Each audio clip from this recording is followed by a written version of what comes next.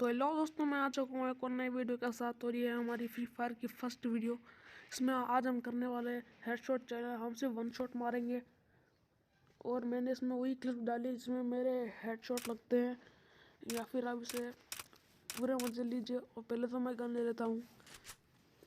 तो मैं लूँगा हेडशॉट, मतलब हेडशॉट लगने वाली MP40 और ये 2 गोली वाला शॉटगन। बस मैं अपनी आवाज़ ही बंद करता हूँ और आप इस वीडियो के पूरे मजे लीजिए।